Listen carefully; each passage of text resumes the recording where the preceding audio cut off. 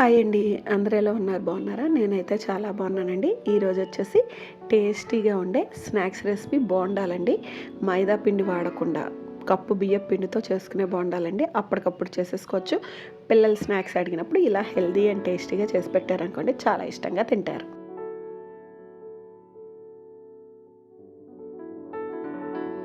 మన ఛానల్కి స్వాగతం, సుస్వాగతం.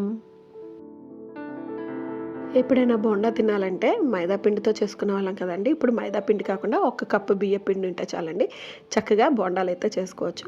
ఇప్పుడు వచ్చి ఒక కప్పు బియ్య పిండి తీసుకొని దాంట్లోకి అరకప్పు గోధుమ పిండి తీసుకోవాలండి, అరకప్పు పెరుగు తీసుకోవాలి. ఇవన్నీ తీసుకొని బాగా కలిపేసుకోవాలి. దీంట్లోకి జీలకర్ర, ఒక 2 స్పూన్స్ సూజీ వేసుకున్నాం అనుకోండి మంచి క్రిస్పీగా వస్తాయి.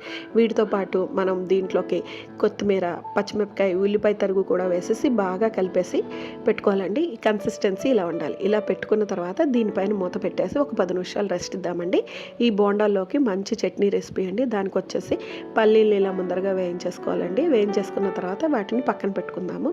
ఈ పల్లీలు బాగా వేగిన తర్వాత అదే కడాయిలో కొంచెం నూనె వేసి కారంగా ఉండే 2 పచ్చిమిరపకాయలు, కొంచెం అల్లం వెల్లుల్లిపాయ వేసి వేయించుకోవాలండి. ఇవి వేగిపోయిన తర్వాత దీంట్లోకి టమాటా కూడా వేసి వేయించుకోవాలండి.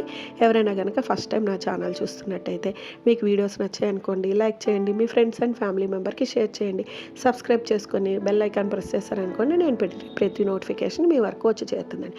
ఇప్పుడు టమాటా మగ్గిన తర్వాత చింతపండు పెసరేసి దానిని కూడా మగ్గించుకోవాలండి. ఇవన్నీ మగ్గి చల్లారిన తర్వాత ఇప్పుడు మిక్సీ జార్లోకి తీసుకొని మిక్సీ పట్టేస్తే చట్నీ రెడీ అయిపోతుందండి. చట్నీ రెడీ అయ్యేప్పటికి చూడండి ఈ పిండి కన్సిస్టెన్సీ ఇలా ఉంటుంది. ఇప్పుడు దీన్ని బియ్యం పిండితో అప్పటికప్పుడు వేసుకుంటున్నాం కాబట్టి కొంచెము బేకింగ్ సోడా వేసుకున్నాం అనుకోండి ఇవి కొంచెం పొంగుతాయండి.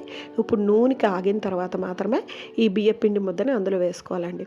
ఇలా వేసుకోవటం వలన ఇవి చక్కగా ప్లఫీగా, క్రంచీగా, లోపల సాఫ్ట్గా, బయట తినే మైదా పిండి బోండాలాగే వస్తాయండి. చాలా టేస్టీగా ఉంటాయి. చూడండి కలర్ కానీ రుచి కానీ ఏమాత్రం తగ్గదండి. బోండాలకి చాలా టేస్టీగా వస్తాయి.